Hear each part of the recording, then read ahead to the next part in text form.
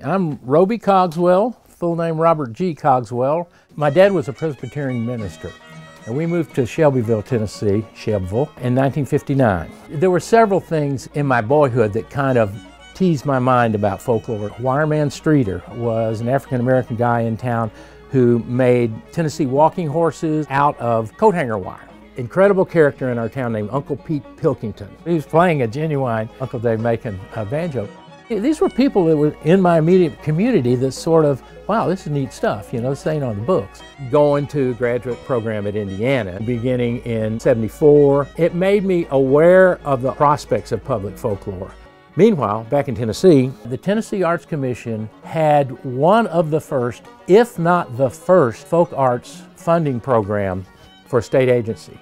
Then a position come open under the Arts Commission. I jumped on it. I became state folklorist. In 1986, Tennessee celebrated its bicentennial year.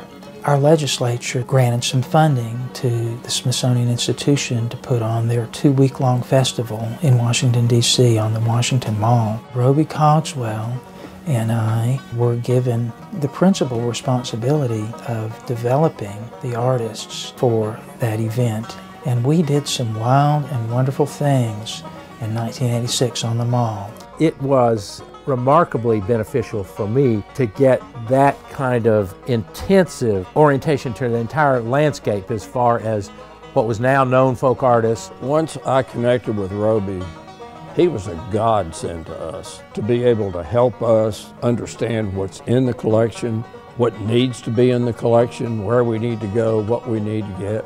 Folk history and crafts. It's the heart and soul of what the Tennessee story is. He had this strong sense of ethics and fairness. He called us to do the same. Over his time, he inspired a lot of people across Tennessee to look more deeply at their community, to look at the customs, the art forms, the people. The thing that Roby is incredibly accomplished at is, of course, his encyclopedic knowledge of Tennessee folklore.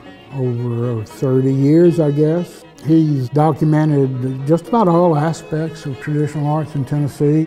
If anybody worked for the state for 30 years, it was time to retire, you know.